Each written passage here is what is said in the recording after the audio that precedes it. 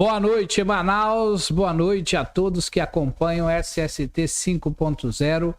Hoje tem novidade. Hoje temos novidade. Hoje nós vamos começar uma série todas as semanas aí falando de coisas interessantes sobre o INSS, perícia médica e muitas novidades, tá bom? Hoje nós vamos falar sobre 10 dicas de ouro para passar na perícia do INSS. O tema desta terça-feira, dia 8 de novembro de 2022.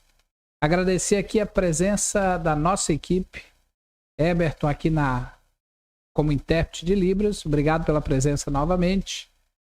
Nosso amigo Everaldo na mídia aqui, levando bronca todo dia, melhorando a cada dia, né, Everaldo? E vamos que vamos. Hoje temos a presença aqui do nosso amigo Elcio, nosso tio Elcio está aqui só nos bastidores falando com vocês aí. Esperamos chegar ao final desse podcast de hoje levando muita informação para você e de preferência deixar gravado para que vocês visitem esse vídeo novamente em outras oportunidades para saber quais são essas 10 dicas, tá? Então quero que vocês façam uma inscrição de vocês no portal Ciência e Cidadania, aí no canal do YouTube, tá? Inscreva-se aí no portal para você receber as informações direitinho, que nós vamos fazer um particionamento aí desse podcast de hoje.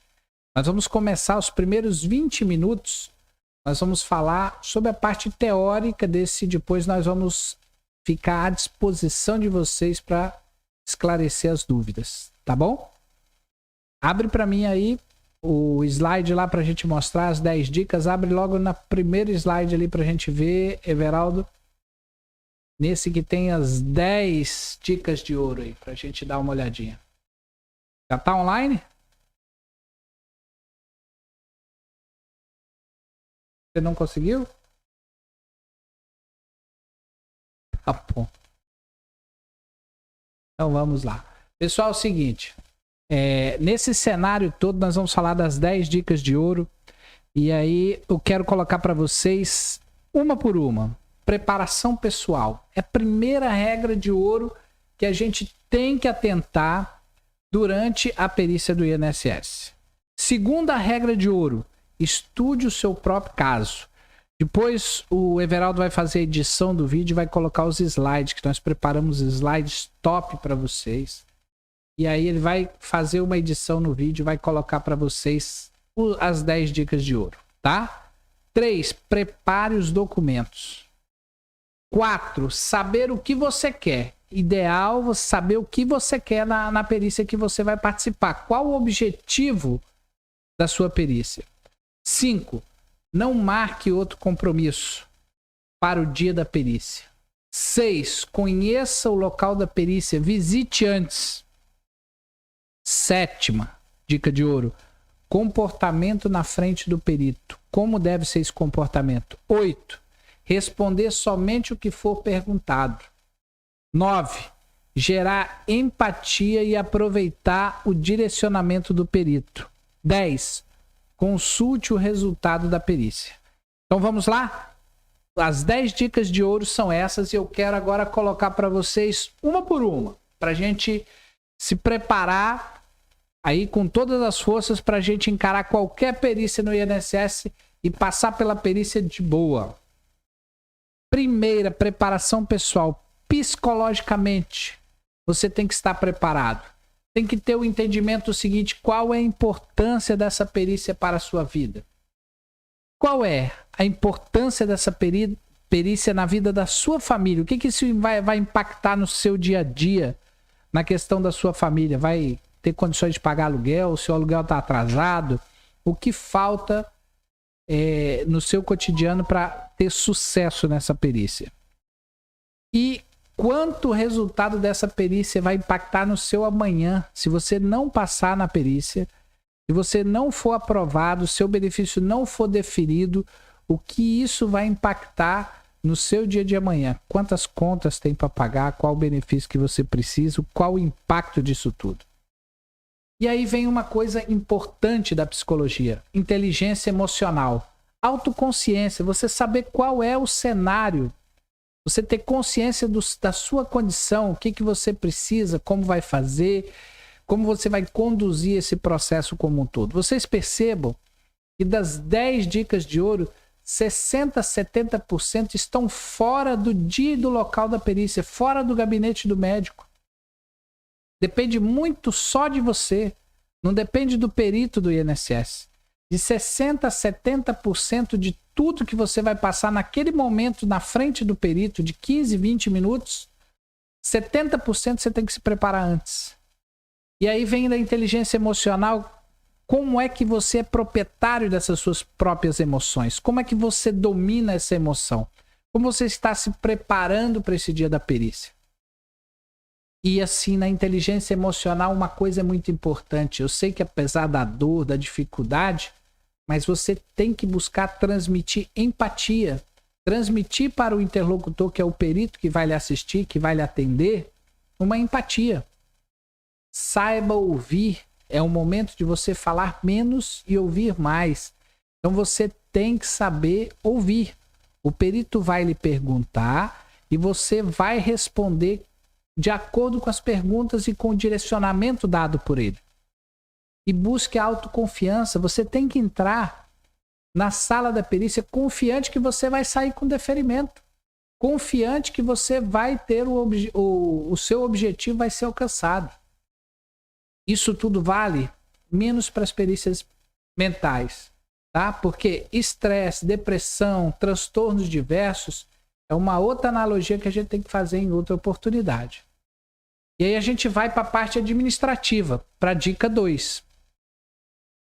O que é a parte administrativa? Você tem que estudar o seu caso. Estude o próprio caso. Ninguém conhece mais do seu problema de saúde do que você mesmo. Ninguém sabe mais do seu problema de saúde do que aquela pessoa que está sentindo, que é você. Então, a pergunta que você tem que se fazer é a seguinte: qual é o meu problema de saúde? O que eu estou sentindo? E se você, tendo um único problema de saúde, estude tudo sobre ele. Eu tenho problema nos membros superiores, tenho problema no ombro, eu tenho problema no joelho, eu tenho problema no cotovelo, eu tenho problema na coluna. Foque naquele problema e estude tudo sobre ele. Tendo mais de um problema de saúde, você deve dar atenção para aquele que lhe gera maior incapacidade ou maior limitação. Não adianta você dizer assim: eu tenho problema no ombro, tenho problema no punho, tenho problema no joelho, tenho problema na coluna, e você chega lá na frente do perito e fala sobre tudo isso. Não, você vai ter que focar. Falar: eu tenho vários problemas de saúde, mas o que me incapacita, aquilo que me gera uma grande limitação é a dor no ombro.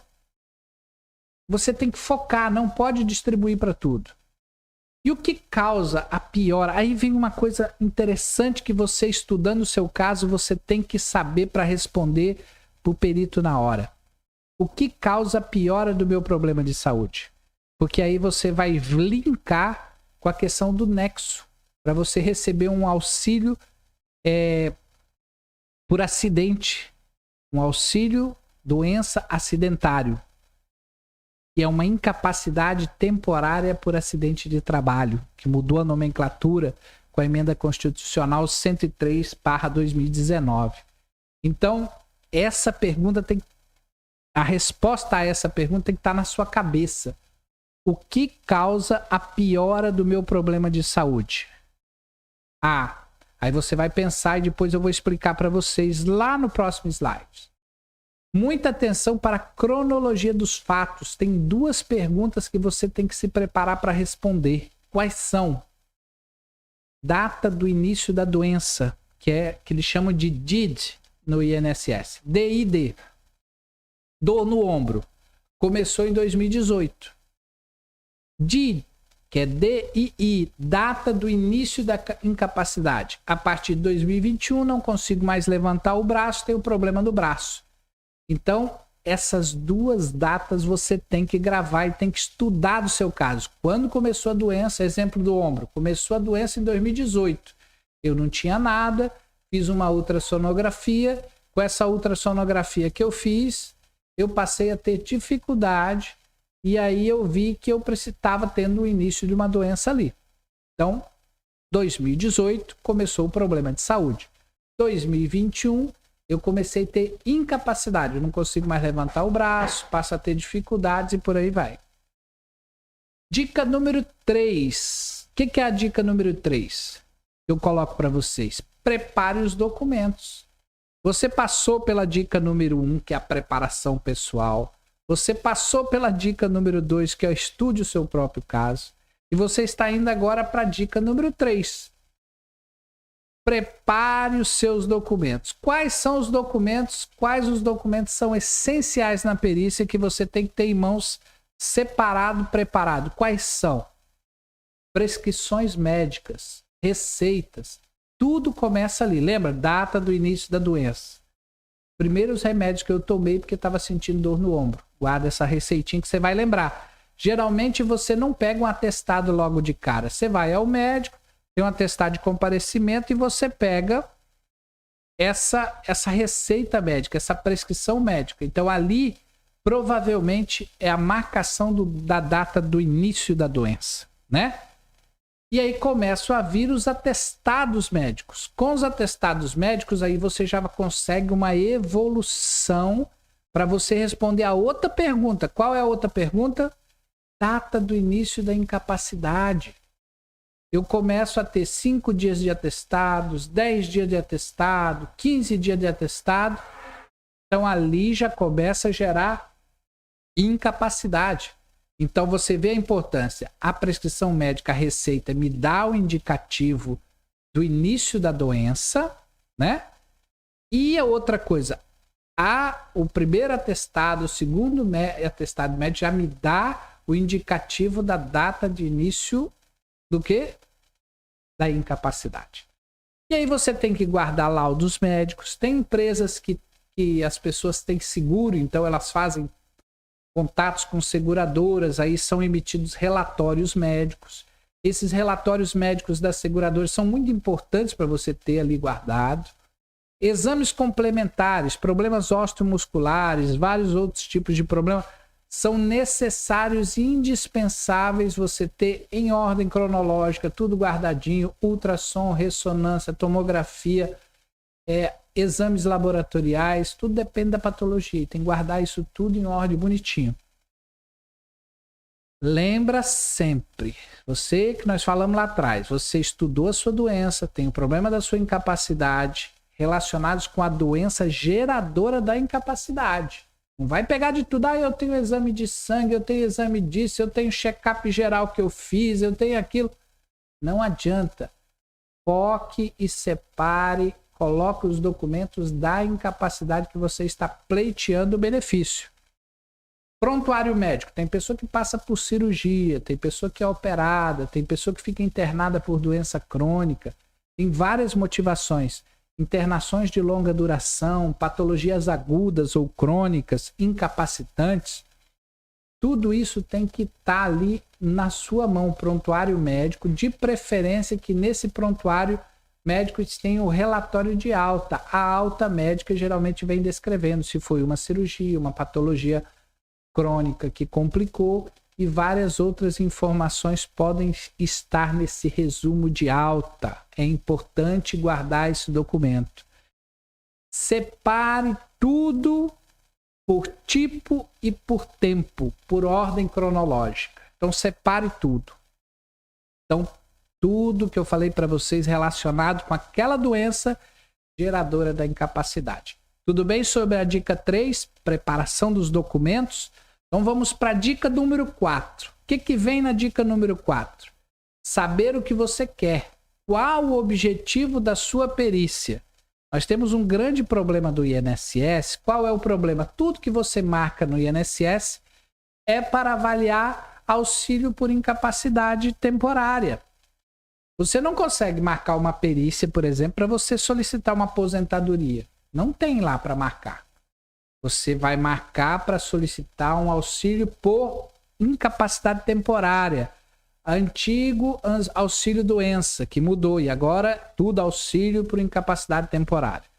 O popular B31, E31 e o E13 para os trabalhadores rurais. Auxílio doença acidentário, que também é auxílio por incapacidade temporária acidentária, é o E91, o B91 e o E10 para trabalhador rural. Auxílio acidente, E36 e E94. Aposentadoria por incapacidade permanente, ou aposentadoria por invalidez, que é 32, é 92, e tudo isso veio modificado recentemente na Emenda Constitucional 103/2019. Então é importante que você vá para a perícia sabendo o que você quer. Converse com o seu médico. Fala, o que eu quero lá na perícia? Eu quero um auxílio por incapacidade temporária. Eu já estou 2 anos afastado por auxílio por incapacidade temporária.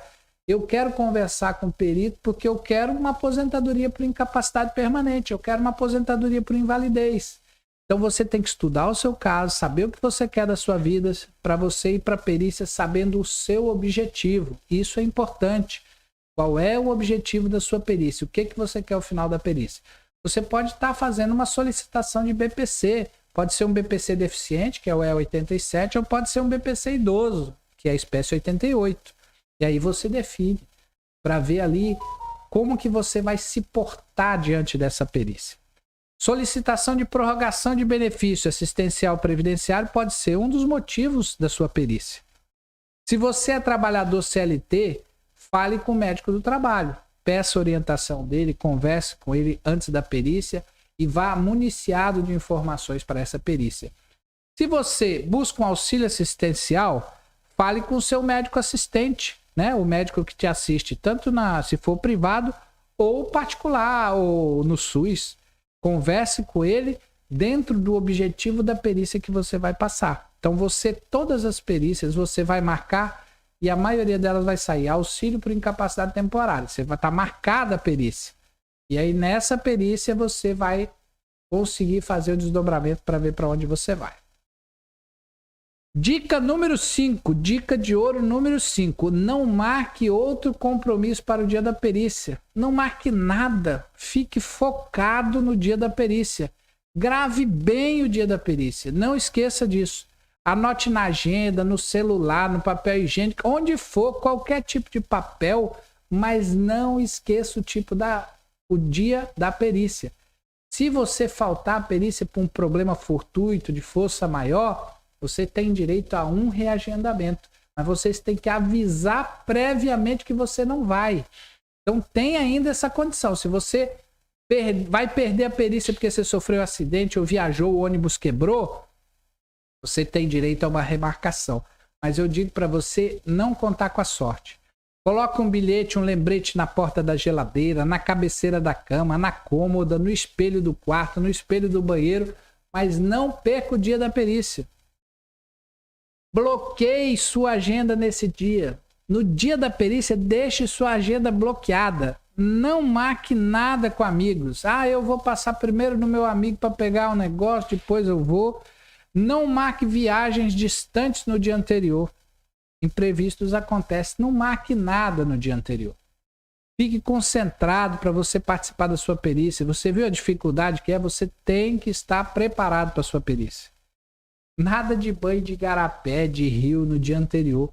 Você não vai chegar na perícia bronzeado, vermelho, parecendo um pimentão, para passar pelo perito dizendo que você está doente. Você acabou de ir para o igarapé, para o banho no dia anterior. Então você tem que estar preparado para o dia da perícia. Lembra lá qual o meu objetivo, o que eu quero com essa perícia, o que a minha família vai ganhar com isso, o que ela vai perder com isso. Para finalizar essa parte da dica do compromisso, procure chegar no local da perícia com no mínimo 1 hora de antecedência. 1 hora de antecedência. Saber se existe ou não regra específica na agência, como é que funciona, onde pega o bilhetinho, onde espera, onde pega a senha, onde espera, se é no prédio anexo, se não é. Você tem que chegar antes, preparado. E aí vamos para a dica número 6, emendando logo para a dica número 6. Conheça o local da perícia, visite antes, saiba onde vai ser a sua perícia, visite o local. Qual o endereço da agência do INSS? Vai estar lá na marcação. Qual o endereço da agência? Se eu já sei onde fica e sei como chegar, ótimo. Mas tem muitas horas que fala assim, eu não sei aonde fica e nem sei como chegar. Aí você tem que se preparar de forma diferenciada. Você tem que dar um jeito de saber onde fica. De preferência, visite ela antes do dia da perícia. E qual o meio de transporte e o tempo para chegar na agência? Você tem que saber isso. Carro próprio, você vai ter que atentar para os horários de pico. Às vezes, tua perícia está marcada para 8h15. Você vai sair de casa na hora do pico, de 7 a 8 horas, pode ter um acidente, pode ter um engarrafamento. E aí? Perdeu a perícia porque estava no trânsito? Estou te avisando, então você já não tem mais desculpa para perder perícia de 8 horas da manhã. Vai de ônibus? Quais são as rotas que passam por ali? Qual o tempo que demora para chegar? Ah, vai pegar um ônibus? Pega um antes. Chegue 1 hora antes. Não foi que a gente combinou? Não deixe para cima da hora. Uber e outros aplicativos, sabe que o Uber pode ter um problema ali ou outro aplicativo você não conseguir, porque o pessoal marca, demora 6 minutos para chegar, então sempre precavido 1 hora antes. Moto própria ou mototáxi, aqui vem um detalhe, meu amigo, você tá com problema no joelho, na coluna, no cotovelo, no ombro, e você vai com camisa de mototáxi para perícia, meu amigo, não faça isso. Você entra na sala do perito de capacete na mão, aí você quer ferrar tudo isso que nós estamos aprendendo aqui. Então não vá com camisa de mototáxi, não vá com capacete na mão para dentro da sala do perito. Você está dando um tiro no pé. Não faça isso. E se possível, eu lembrando aqui para vocês, visite a agência antes do dia da perícia. Saber se está funcionando normalmente e outras informações, pode ter mudado a perícia de local. É interessante. Lembre que eu falei no início, a sua vida depende disso. Quão importante é essa perícia na sua vida, na vida da sua família. Vamos para a dica 7. Tô doido para acabar aqui as dicas para poder começar a responder as perguntas que estão pipocando aqui do lado, né, Veraldo? A gente vai começar a responder. Deixa eu só terminar o raciocínio aqui para a gente começar a falar com vocês aí diretamente. Dica número 7. Comportamento na frente do perito. Lembra que eu falei para vocês? 60% da perícia começa antes da perícia. 60% do seu sucesso começa antes da perícia. Agora nós vamos para os 20% a 30% que dependem do perito e de você, desse relacionamento. Então nós vamos agora para a dica 7. Cheguei na agência com antecedência, conforme foi orientado, me preparei, procurei o atendimento, sentei para esperar no local determinado e estou ali com a minha fichinha na mão esperando ser atendido. Entrei no consultório e agora? O que eu faço? Lembre da inteligência emocional lá da primeira dica de ouro. Gerar empatia. Primeira coisa, entrou. Bom dia, doutor. Tudo bem? Primeira coisa, gera empatia. Quebre o gelo. Bom dia é sinal de educação, não é sinal de doença nem de deficiência. Dê bom dia. Entre, bom dia, doutor. Tudo bem? E siga. Outra orientação séria. Do momento que você abriu a porta para entrar no consultório até você sentar na cadeira à frente do perito, o perito já está lhe olhando e já está lhe examinando. Não ache que ele vai lhe examinar só quando você sentar. A forma de você sentar, a forma de você pegar a sua pasta, a forma de você mexer no cabelo, tudo isso já faz parte da perícia. Então não simule, não dissimule, não inventa moda, seja real, não perca a confiança, é quebra de gelo, você deu bom dia, você precisa ganhar a confiança do perito, a primeira coisa é conquistar. Então você não pode fingir uma dor que não tem, você vai reclamar da coluna, aí você mexe com o braço, sente dor, então não simule, não dissimule, não invente. E outra coisa, gravíssima, fraudar a perícia é crime. Então você usar um gesso que você não precisa usar, entrar de cadeira de roda se você lá no seu dia a dia não está usando cadeira de roda, usar bengala, usar muleta, usar artifícios para simular ou fazer de conta que está sentindo alguma coisa, pode lhe prejudicar. Além de você não conseguir o benefício, ainda pode ser processado pelo INSS e obrigado a ressarcir o que você já recebeu. Então se cuide. Faça as coisas direitinho, tenha fé que vai dar certo. Segure a pasta com os documentos que você separou e aguarde. Depois você cumprimentou, quebrou o gelo, deu bom dia, segure a pasta na mão e aguarde. Tenha fé. Perito é humano e você não sabe como está o dia dele.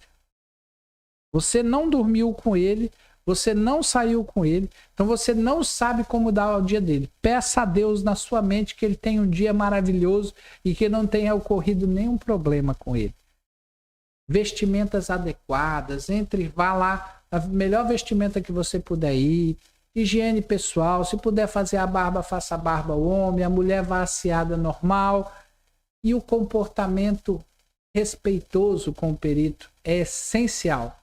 Não dê mole, não deixe você perder o detalhe por... Não deixe, de forma nenhuma.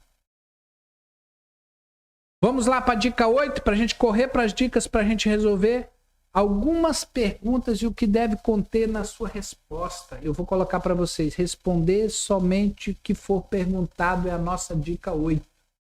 Responder somente o que for perguntado é a nossa dica de ouro 8.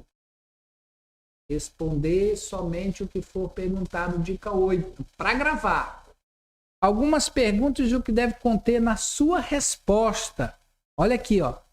Nós vamos agora para os 20% essenciais para você passar na perícia.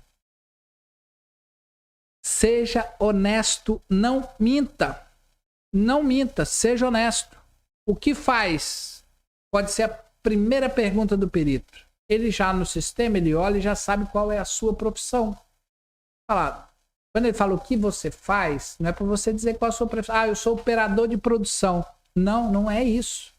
O que você faz? Ele já sabe que você é operador de produção. Quando você faz, eu trabalho na produção, sou operador de produção, aproveita e dá um... Se você tem bastante tempo naquela profissão, aproveita e já emenda. Assim, eu trabalho na produção, sou operador de produção de uma linha, onde trabalho com mais 20 pessoas há 15 anos. Vixe, olha o tanto de coisa interessante que você já respondeu para o perito. Se você trabalha 6 meses, 4 meses, ignore o tempo, porque o tempo não vai lhe ajudar nesse sentido. E aí ele pode perguntar outra coisa para você. Quando teve início sua doença? Quando isso começou? Quando essa incapacidade começou? E aí essa resposta tem que estar na ponta da língua e de preferência ser comprovada por um laudo e o exame. Por isso que eu falei, você tem que estudar seu caso, porque não tem pergunta de prova. O perito tem que direcionar a pergunta para você. Então ele vai lhe perguntar quando é que começou isso? Como que é isso? O que que você sente? E você tem que dizer, tenho dor no ombro, essa dor no ombro começou na data X, evoluiu, piorou e agora tá pior. E tá aqui o comprovante disso. Eu fiz uma ressonância e essa ressonância há muito tempo tá assim. Né? Então o que eu quero colocar para vocês, acompanhando aqui as pessoas estão perguntando, estão falando, daqui a pouco eu já vou responder vocês. O Washington espera um pouquinho, todo mundo espera um pouquinho, para terminar a linha de raciocínio. Depois nós vamos fazer um corte só dessa parte que eu estou falando, né? Que vai dar mais ou menos aí uma meia hora, um pouquinho mais de meia hora. E esse corte aí vai ficar disponível para vocês. Depois a gente entra respondendo as perguntas. E aí, você tem alguma coisa que piora essa incapacidade ou tem alguma coisa que você não consegue fazer no seu dia a dia? Preste atenção muito nisso. Preste muita atenção na hora de responder. Você não vai falar, olha, antes eu costumava jogar uma bolinha de dia de sábado e hoje eu não consigo mais jogar bola. Eu costumava sair do trabalho e fazer mototáxi, eu não consigo mais fazer mototáxi.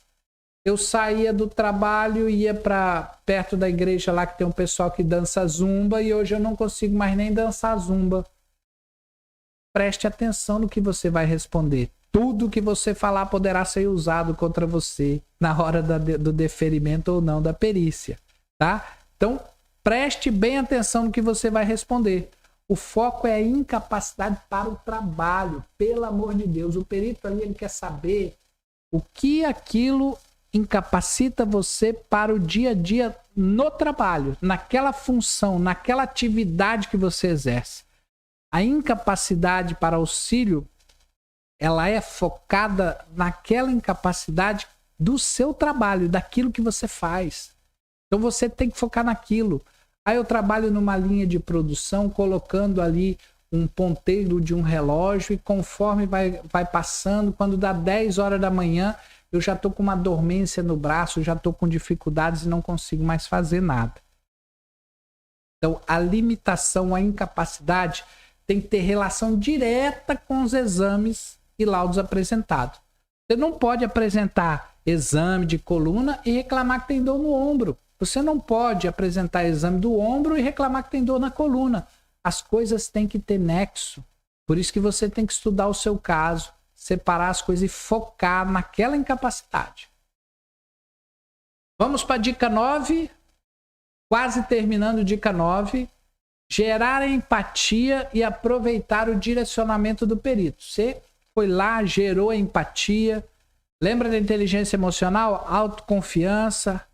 Deixar falar, ouvir mais do que falar. Gerou a confiança. Perito deu abertura. Fale da incapacidade e, se possível, apresente o laudo e o exame que comprove tal situação. Conforme ele for solicitando, lembre-se que você organizou tudo antes. E ele vai lhe solicitando laudo, exame. O que é que você comprova? Qual remédio que você toma? Pô, não vai dizer que você tem um problema grave no ombro e apresentar para ele uma receita de dipirona. Receita de dipirona a gente toma para qualquer tipo de dor. Então, não vá apresentar receita de dipirona para uma dor crônica incapacitante de ombro. Não vai colar. Entendeu? Durante o exame físico, siga as orientações sobre a realização das manobras e movimentos exigidos. Não simule dor. Durante esse exame físico, não faz aquela cara que você acha que está sentindo dor. Então, faça somente se houver dor. Então, se houver dor com os movimentos que o perito vai proporcionar, você vai ter a dor natural. Não se preocupe. Os movimentos são para desencadear movimentos dolorosos de reflexo e por aí vai. Então, não simule aquilo que você não está sentindo, porque ele vai fazer manobras que são contrárias umas às outras e que você deveria sentir dor nas duas e só sentiu em uma, ou vice-versa. Então tenha muito cuidado na hora do exame físico. Responda tudo que lhe for perguntado. Não minta e responda tudo que lhe for perguntado. Se você tem baixo nível de escolaridade e mais de 50 anos de idade, informe ao perito. Exemplo, doutor, eu não terminei meu ensino fundamental, só sei fazer isso. Você é um cara que trabalha como pedreiro, tem mais de 50 anos de idade e tem o ensino fundamental incompleto. Aproveite um momento ali daquele exame, você criou empatia com o perito e fale para ele, doutor, eu tenho mais de 50 anos, não terminei meu ensino fundamental e só sei fazer isso. Você já deu uma coisa interessante para o perito já direcionar o que ele vai fazer com você. Se você tiver mais de 12 meses em auxílio-doença, que é auxílio por incapacidade temporária, mais de 12 meses, veja o melhor momento para pedir informações ao perito sobre o programa de reabilitação. O perito deu uma brecha para você, você vai lá, doutor, eu não consigo mais trabalhar na linha de produção. Eu não consigo mais ficar lá colocando ponteiro no relógio. Eu já tenho mais de um ano afastado. Meus braços já não são mais o mesmo. Eu poderia me explicar como é que funciona esse programa de reabilitação? Eu tenho como ser reabilitado pelo INSS? Se você tiver menos de 50 anos, pode ser que você consiga. Nunca se esqueça, eu falei lá atrás, nunca se esqueça, o perito é humano. E pode estar num dia difícil, mas lembre-se, a inteligência emocional deve ser sua, não é do perito. A inteligência emocional é sua. O perito não é seu amigo. O perito não é o seu médico. Ele não é a pessoa responsável por lhe curar, nem para lhe dar um benefício. Ele está ali como funcionário de Estado. É você que precisa de uma resposta positiva para que o seu pedido seja atendido, deferido. Então, a inteligência emocional é sua. Autoconfiança, saber ouvir, ter tranquilidade, não responder alto e ficar na qualidade de dominador do processo. Você é que tem o problema e você tem que transmitir isso para o perito. Se você fez a sua parte, fique tranquilo e tenha fé. E se nada der certo, ainda vai ter a possibilidade de recorrer à justiça para que o seu direito seja garantido. Vamos para a dica 10 para a gente começar nas perguntas? Vamos lá. Dica 10 é para finalizar com chave de ouro sobre as 10 dicas. Espero que elas tenham ajudado você nesse sentido. Meu INSS, consulte o resultado da perícia, porque aí vai finalizar todo esse seu processo, desde o afastamento, a marcação da perícia, até o recebimento do resultado. Então você vai entrar no Meu INSS ou através do aplicativo ou através do site, vai informar o seu CPF e seguir as orientações que lá estão. Caso não possua o cadastro, será preciso realizar esse cadastro. Buscar pela opção resultado do benefício por incapacidade, confirmar o número do requerimento, o tipo e benefício solicitado e a situação do mesmo. Porque pessoas que passam por várias perícias têm que ver pelo número do benefício que está ali, tá? Basta baixar o arquivo, que ele está em PDF, que irá informar o resultado da perícia e, consequentemente, se o benefício foi concedido, foi deferido. É possível fazer isso também sem criar um cadastro. Porém, o recomendado é que seja criado um, que todo mundo tem esse Meu INSS de preferência no celular. Já que ele funciona também para outros serviços do INSS, né? Do governo federal, além do INSS, outros serviços do governo federal. E também há a possibilidade de consultar o resultado da perícia do INSS pelo telefone do INSS. O cidadão deve ligar para o número 135, devendo informar os seguintes dados. Tem em mãos isso: número do CPF, número do benefício, nome completo e data do nascimento.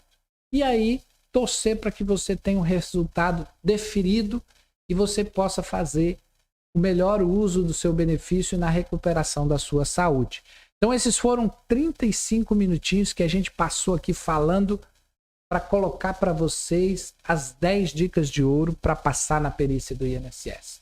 Depois nós vamos disponibilizar para vocês o PDF com as 10 dicas que estão escritas. Vocês compartilhem com o maior número de pessoas para que saibam como passar.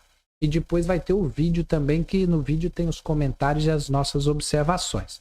E agora nós vamos entrar ao vivo com vocês para a gente saber como que a gente responde aí a maioria das perguntas de vocês que nos acompanham. Tá bom? Vamos lá, como que estão as perguntas aí? Você que tem, vamos, como diria o outro, vamos começar pelo começo. Alzanata Borges: doutor, minha mãe está precisando de advogado, pois ela não aguenta mais trabalhar. O que ela precisa para ela receber um benefício? Qual seria o primeiro passo para ela, doutor? 2 sentidos. Primeiro é saber o que você quer. Você sabe o que quer. Agora, saber o que você tem de direito. Se você é contribuinte do INSS, está trabalhando, né? Contribuinte do INSS está trabalhando, está no período de contribuinte do INSS, tem 12 meses no mínimo de contribuinte, ou está no período de graça, menos de 12 meses demitido, você pode pleitear um benefício do INSS de auxílio, né, por incapacidade temporária. Mas não pode pedir outro tipo de auxílio. Se você não é contribuinte do INSS ou não está dentro do período de graça, você tem que solicitar um BPC, um benefício de prestação continuada, para a pessoa com deficiência. Vamos lá? Deixa eu tomar uma água aqui que eu falei meia hora sem parar.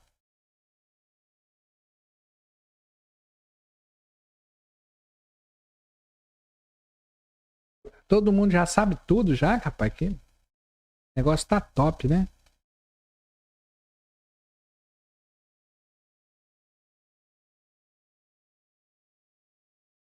Ah, Lenivaldo Paixão. Boa noite, doutor Cleverson. Manda um alô aqui pro Jorge Teixeira, Cidade Alta. Um grande alô aí pro Jorge Teixeira, o Jorge Texas, né?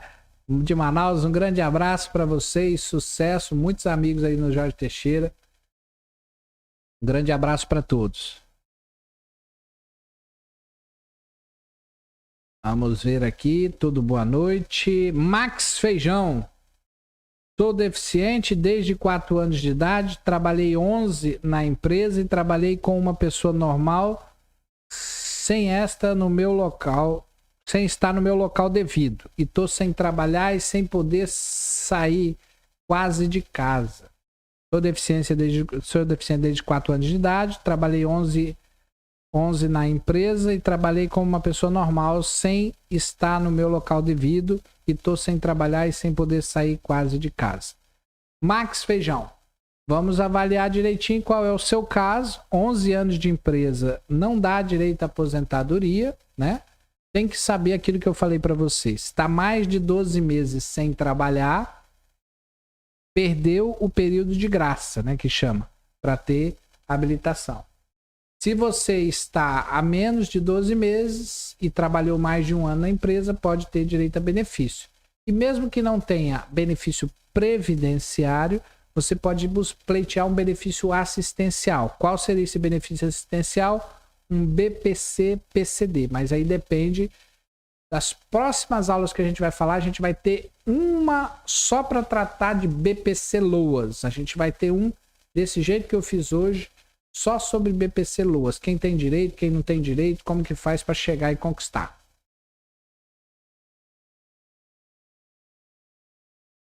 Todo mundo no boa noite. É aqui. Ivane Santos. Porque eu tenho bucite, tendinite. Ivane lá. Primeiro. Ivane Santos. Doutora, aposentadoria por invalidez, ela pode ser cortada um dia? Fez uma pergunta que eu li hoje sobre isso. Porque eu tenho bucite, tendinite e hérnia de disco desde 2008 e adquiri devido ao acidente de trabalho. Então tá. O que aconteceu, INSS? Aposentadoria por invalidez, eles pediam para refazer, e se você perdesse a condição daquela incapacidade temporária permanente, né? Que agora eles mudaram. Antes era aposentadoria por invalidez, agora é uma incapacidade permanente. Então, nessa incapacidade, se você tem uma condição de não ter retorno, né? No caso, não vai ter retorno da condição normal laboral, aí você passa a ter direito à aposentadoria ad eterno, vamos dizer assim. Mas houve também algumas alterações na legislação que são quanto à idade. 2015 teve uma alteração que colocava as pessoas com 60 anos ou mais, não precisavam mais passar por perícia, né? Elas não tinham mais essa necessidade de fazer uma nova perícia. 2017 teve uma nova alteração na legislação que disse que as pessoas com 55 anos ou mais também não precisariam ser reavaliados pela perícia. E também tem o caso das pessoas com mais de 15 anos aposentadas por invalidez ou por incapacidade permanente, elas passaram a não precisar mais fazer uma nova perícia. Então são esses hoje os embasamentos legais para ter direito adquirido o benefício aí de aposentadoria por incapacidade permanente, né? Então, ter mais de 55 anos, ter mais de 15 anos nessa condição para poder não precisar passar por nova perícia. E aí tem uma discussão com essa nova emenda constitucional 103 de 2019, que ela diz o seguinte: se a incapacidade é permanente, né, não é invalidez, ela mudou. Se ela é incapacidade permanente na palavra não tem duplo sentido. Ela já é permanente. Então, se você recebe uma aposentadoria por incapacidade permanente, não tem justificativa de fazer uma reavaliação. Então, eles tentaram fazer uma modernização na legislação, só que fizeram na emenda constitucional e as normas infralegais ainda não foram modificadas. Então, se você já recebe aposentadoria por invalidez, que é a aposentadoria por incapacidade permanente, difícil ter alguma modificação se você tiver mais de 55 anos ou mais de 15 anos nessa condição.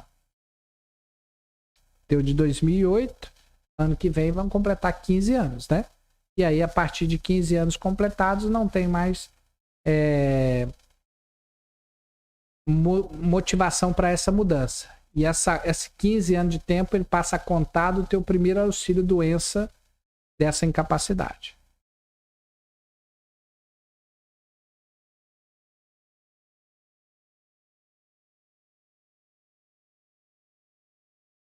Frank Marinho, Dr. Cleverson, tenho uma perícia em maio de 2023, mas no momento estou desempregado. Será que posso buscar um trabalho provisório?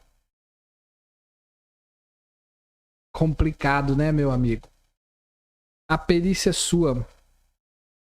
Aí nós vamos para 2 cenários. Incapacidade, né? Vai pedir um auxílio doença ali, que é um auxílio por incapacidade. O que vai acontecer nessa incapacidade temporária? Tem que ver os laudos que você tem, porque esses laudos provavelmente não são até maio. A sua incapacidade pode ser, o médico lhe deu uma incapacidade de 60 dias, 90 dias, algo parecido. Vou dizer o seguinte para vocês, por que as perícias estão demorando tanto? Acabou o dinheiro do INSS, orçamento de 2022 não tem mais recurso. O déficit previdenciário para pagamento de auxílios previdenciários já é superior a 10 bilhões de reais. Não tem dinheiro para pagar, não vai fazer perícia esse ano. Entendeu? Para pagar tudo, precisaria de mais 10 bilhões. Não tem. Gastaram tudo na eleição, gastaram tudo com Auxílio Brasil, gastaram tudo com um bocado de coisa, esqueceram das pessoas doentes. Então não tem dinheiro para pagar auxílio doença, não tem dinheiro para pagar aposentadoria, ficou tudo para 2023, né? Então agora não adianta chorar, porque não tem como receber isso. Então, o que eu te digo? Se você está com capacidade para trabalhar, se você começar a trabalhar CLT, vamos dizer agora em janeiro ou dezembro, o que vai acontecer quando você passar lá na perícia em maio do ano que vem? Ele vai saber que você voltou a trabalhar. Ele vai te conceder o benefício até a entrada sua novamente no sistema. Se você deu entrada no benefício em outubro, você vai receber outubro e novembro pelo INSS e a partir de dezembro que você começou a trabalhar, ele consegue ver lá no sistema que você já tem vínculo empregatício desde dezembro, então ele não vai te pagar de dezembro a maio. Isso não existe.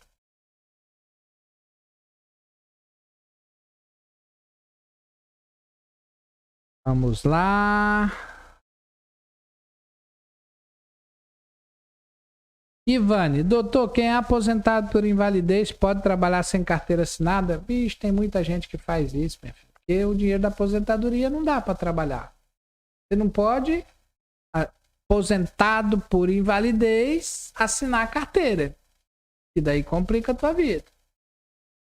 Entendeu? E aí lembre o seguinte, tem que saber o motivo da incapacidade, né? Você aposentou por invalidez, você não pode ter outro vínculo CLT. Vai complicar a sua vida e você pode perder o benefício, né? Então, trabalhar sem carteira assinada, eu não vejo problema. Agora, depende do impacto que isso vai gerar na condicionante que gerou a invalidez em você. Eu sei que seria hipócrita eu dizer que as pessoas aposentadas, seja por invalidez ou seja aposentadoria normal, conseguem, com o valor da aposentadoria, prover sua subsistência de forma natural. Isso daí é hipocrisia e eu estaria mentindo aqui, dizendo para você não trabalhar. Então, eu acho que se você tem todas as condições, só não pode, quem é aposentado por invalidez, ter novo vínculo CLT. Senão pode perder o benefício. Tá?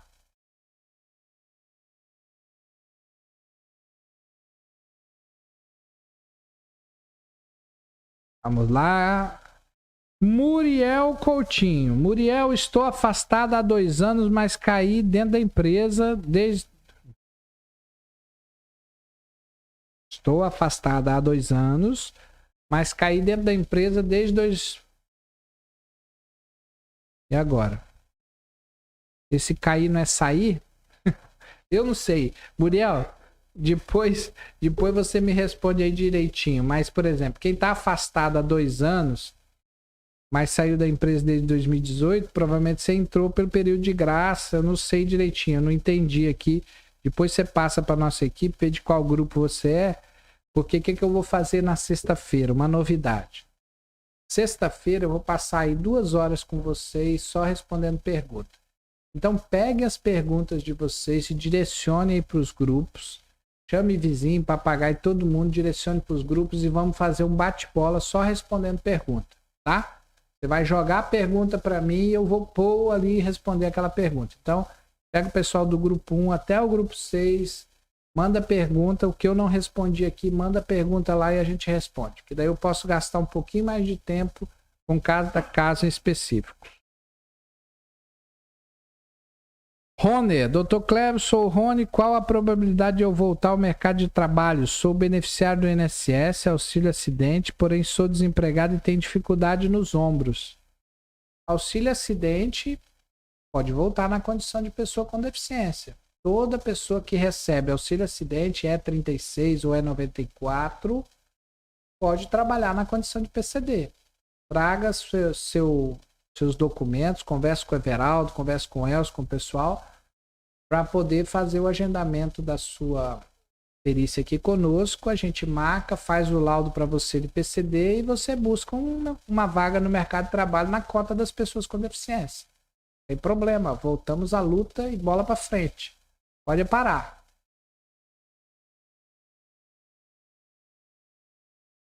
Rony Silva, fiz 2 cirurgias nos ombros, direito e esquerdo, só tem auxílio acidente, código 36, foi o que eu falei, mas estou sendo rejeitada pelo mercado devido aos meus ombros. Isso é natural, né? Infelizmente, é a realidade das pessoas reabilitadas do INSS e as pessoas de auxílio acidente e passaram a ter complicações de membros superiores, principalmente egressos do distrito industrial.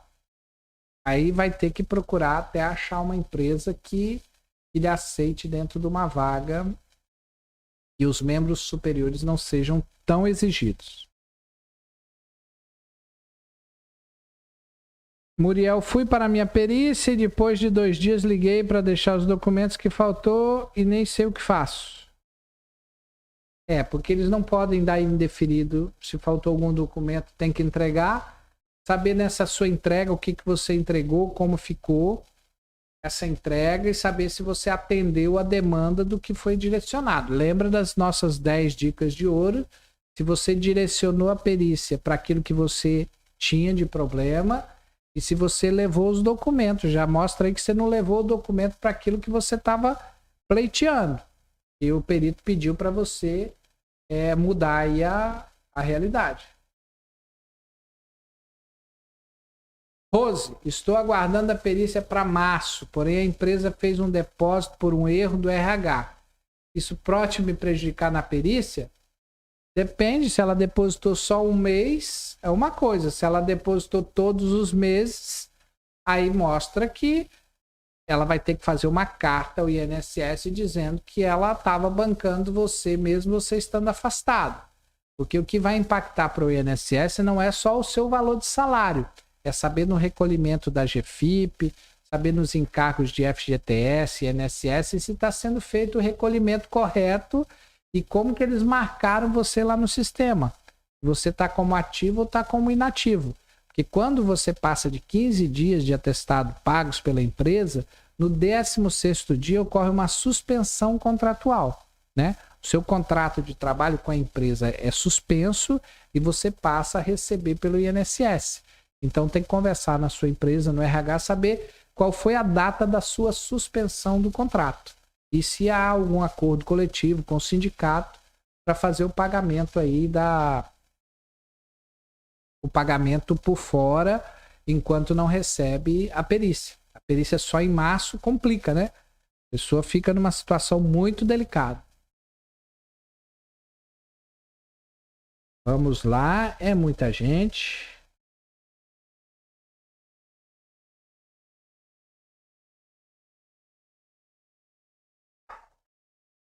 pessoal tá tudo tossindo aqui, tudo gripado. É o Covid que tá voltando, hein, gente? Vamos se preocupar, vamos se cuidar, vamos usar máscara, porque Covid tá voltando. Ivaneide, já fiz perícia e a primeira coisa que faço é dar bom dia ou boa tarde para o perito. Quando entrou na sala, isso é muito importante. Quando entra na sala, isso é muito importante. É isso aí, Ivaneide. Viu como você já segue uma das dicas de ouro? Inteligência emocional, gerar empatia é essencial. Cara emburrada não leva ninguém a lugar nenhum. Não conquista ninguém. Não adianta entrar com cara feia. Irlan, boa noite. Me chame lá, passei por uma perícia. Médico, perito me pagou só um mês e o outro mês não pagou. O que eu faço? Não, o perito não paga ninguém. Quem pagou foi o INSS. Aí tem que saber a história direitinho, Irlan. Porque é o seguinte, o atestado do médico assistente, aqui vem uma coisa importante, todo mundo preste atenção.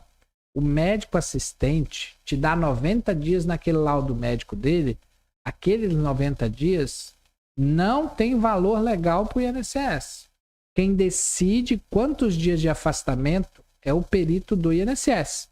Se o teu médico assistente te deu 90, mas tu chegou lá, passou pelo perito, ele te deu 30, você vai receber só 30 dias.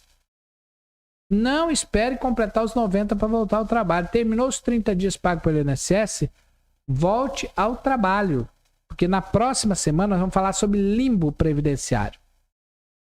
Se você voltar para o trabalho e tem um atestado do seu médico que cuida de você, dizendo que você tem 90 dias, e o seu médico lá, perito, que passou na perícia lá, o perito do INSS disse que você só tem direito a 30, ou você volta ao trabalho, você vai estar no limbo. Então, o INSS só paga 30. Então, vai ter lá no resultado da perícia dizendo que só paga 30 dias. Se pagou 60, que se diz que no relatório tem 60, só pagou 30, pode ser porque você voltou a trabalhar, e se você voltou a trabalhar antes da data, aparece no sistema e ele bloqueia a segunda parcela.